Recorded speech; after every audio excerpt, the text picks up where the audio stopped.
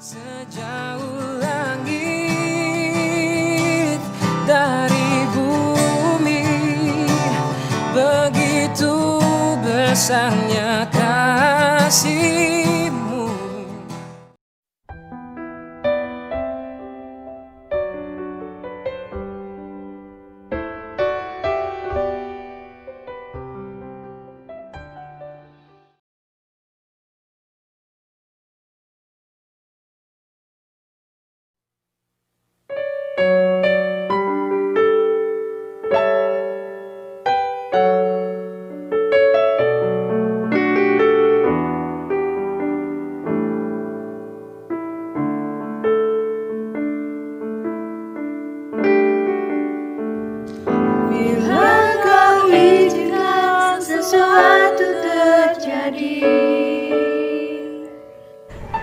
Ku percaya semua untuk kebaikanku. Bila nanti telah tiba waktumu, ku percaya kuasa-Mu memulihkan hidupku.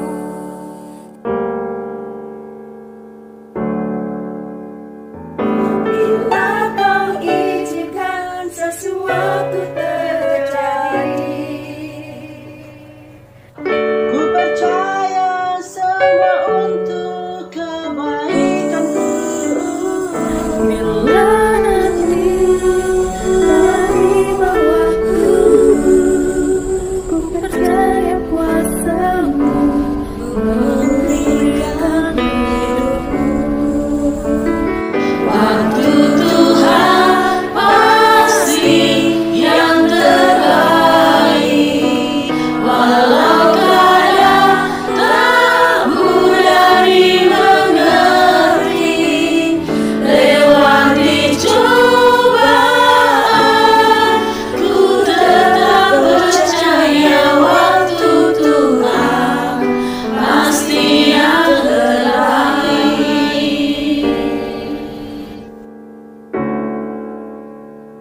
Bila Kau izinkan sesuatu terjadi,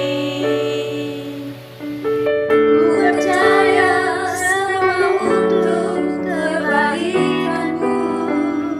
Bila nanti telah tiba waktumu, ku percaya kuasa-Mu memulihkan hidupku. Waktu Tuhan pasti yang terbaik, walau kadang tak mudah dimengerti. Lewati cobaan, ku tetap percaya waktu Tuhan pasti yang terbaik. Waktu Tuhan pasti yang terbaik, walau kadang tak mudah dimengerti. Lewati cobaan, ku tetap percaya waktu Tuhan pasti yang terbaik. Lewati cobaan, ku tetap percaya waktu Tuhan pasti yang terbaik. Waktu Tuhan pasti yang terbaik. Waktu Tuhan pasti yang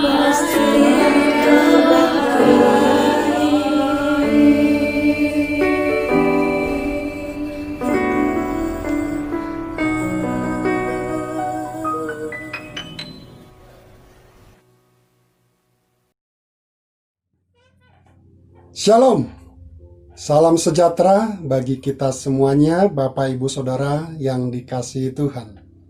Ada sukacita pagi hari ini, haleluya. Bersukacita karena Tuhan kita Yesus Kristus yang telah menyelamatkan kita menjadikan kita manusia baru, melimpahkan berkat-berkat rohani yang begitu indah dalam kehidupan setiap kita, orang percaya. Berjumpa kembali dalam Rema, Renungan Mahasiswa Sekolah Tinggi Teologi Baptis Indonesia. Mari Bapak Ibu Saudara terkasih dalam Tuhan, kita berdoa mohon pimpinan Roh Kudus. Terima kasih Bapa di dalam surga, sungguh kami mengucap syukur buat segala berkat, kasih karunia anugerah Tuhan yang tiada berkesudahan dalam kehidupan kami orang-orang percaya. Bapa, kami meninggikan dan mengagungkan Engkau, memasyurkan nama-Mu yang agung dan mulia itu.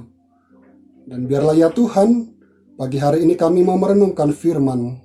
Mari Roh Kudus, berkuasalah atas kami, pimpinlah, sehingga kami boleh semakin mengerti akan kebenaran, dan kami boleh berbuah.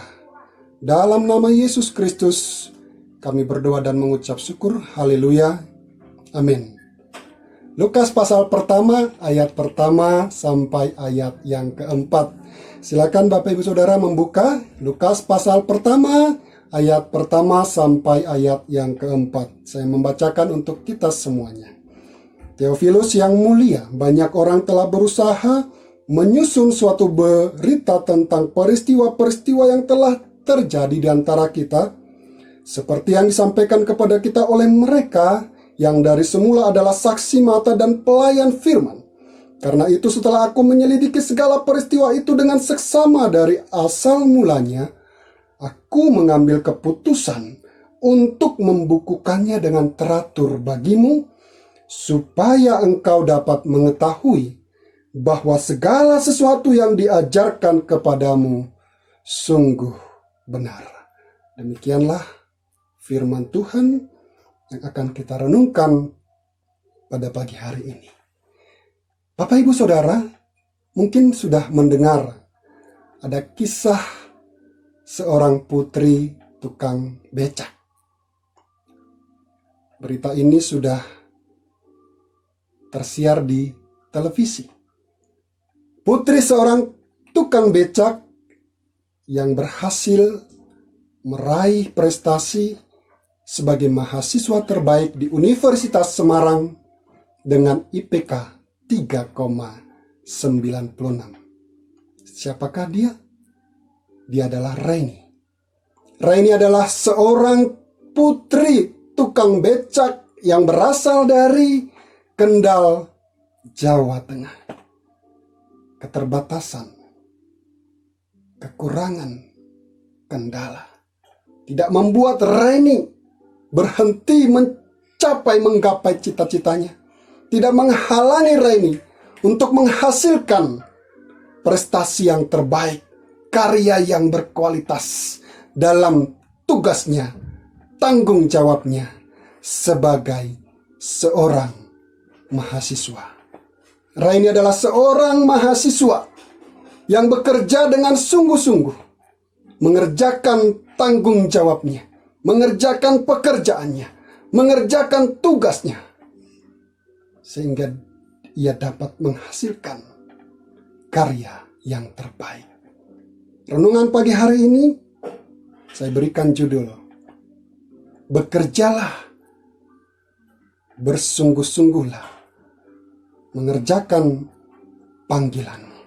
Bersungguh-sungguhlah mengerjakan pekerjaan yang Tuhan sudah percayakan kepadamu sebagai orang-orang percaya. Mengapa kita harus bersungguh-sungguh? Mengapa kita harus bertekun dalam pekerjaan yang Tuhan percayakan? Dalam pekerjaan yang Tuhan berikan kepada kita, dalam panggilan kita, dalam tugas kita, tanggung jawab kita. Karena ketekunan, kesungguhan itu menentukan kualitas. Bapak Ibu Saudara terkasih dalam Tuhan Yesus Kristus, tidak hanya usaha yang akan menentukan, tidak hanya usaha yang berpengaruh pada hasil, tetapi juga ketekunan kita, kesungguhan kita. Seberapa kita sungguh-sungguh, seberapa kita bertekun mengerjakan pekerjaan, mengerjakan panggilan yang Tuhan sudah percayakan kepada kita. Inilah yang dapat kita nikmati dari hasil pekerjaan Lukas. Lukas bersungguh-sungguh.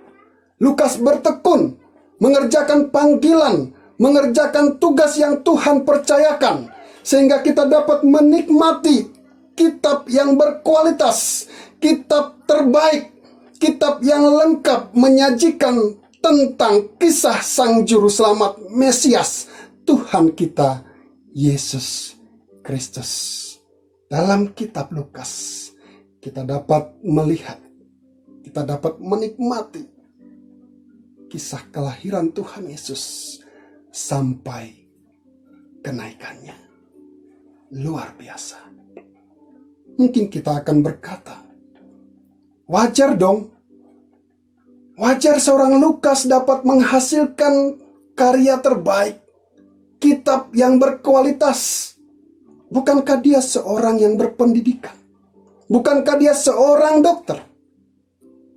Ya wajar-wajar saja ia dapat menghasilkan kitab yang berkualitas, Injil yang berkualitas, yang lengkap. Namun dua hal yang perlu kita mengerti. Lukas bukanlah seorang yang tinggal hidup bersama-sama dengan Tuhan Yesus. Ia mengatakan di dalam ayat yang kedua, seperti yang disampaikan kepada kita oleh mereka yang dari semula adalah saksi mata dan pelayan firman. Seperti yang disampaikan kepada kita oleh mereka yang dari semula adalah saksi mata dan pelayan firman. Dia mengetahui tentang Tuhan Yesus. Dia mendengar tentang Tuhan Yesus dari saksi mata, dari orang-orang yang pernah tinggal bersama-sama dengan Tuhan Yesus. Yang kedua, Lukas bukanlah seorang yang berkebangsaan Yahudi. Dia adalah seorang Yunani. Dan kedua hal ini dapat menjadi kendala. Kedua hal ini dapat menjadi keterbatasan bagi Lukas untuk menghasilkan karya yang terbaik. Tetapi Bapak Ibu Saudara yang terkasih, yang dikasihi Tuhan, keterbatasan tidak membuat Lukas untuk berhenti. Tidak membuat Lukas berputus asa. Tidak membuat Lukas berhenti untuk menghasilkan kitab Injil yang berkualitas. Kekurangan, keterbatasan justru menjadi daya pendorong yang memotivasi dia untuk menghasilkan karya yang berkualitas. Dia berusaha, dia bekerja dengan sungguh-sungguh. Menyadari akan keterbatasannya, menyadari akan kendala yang ia alami, yang ia hadapi.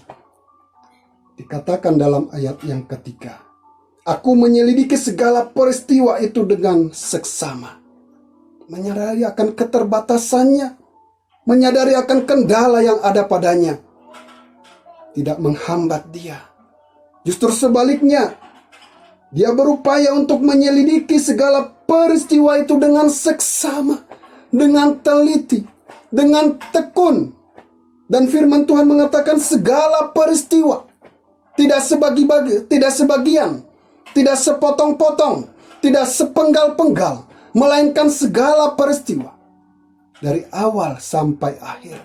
Dia selidiki dengan segala peristiwa dengan seksama. Dan setelah dia mendapatkan hasil penyelidikan itu, dia membukukannya dengan teratur karena Lukas rindu. Ada banyak orang yang membacanya, dapat dengan mudah mengerti. Ada banyak orang yang membacanya, yang mengerti kemudian datang percaya kepada Tuhan Yesus. Lukas rindu menghasilkan karya yang berkualitas, agar melaluinya nama Tuhan dipermuliakan, agar melaluinya banyak orang berdosa mengerti akan kebenaran, akan Injil, akan kisah Sang Juru Selamat, sehingga mereka datang menyembah Dia. memuliakan Dia.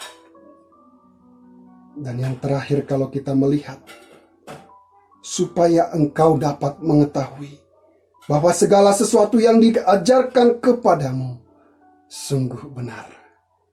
Lukas tidak ingin menghasilkan karya biasa. Lukas ingin rindu Theophilus dan juga orang-orang percaya segala sesuatu yang diajarkan kepada mereka dengan penyelidikan yang seksama, membuktikan bahwa itu adalah kebenaran. Kebenaran akan kisah Tuhan kita, Yesus Kristus. Kebenaran yang datangnya dari Allah. Bapak, Ibu, Saudara yang terkasih dalam Tuhan,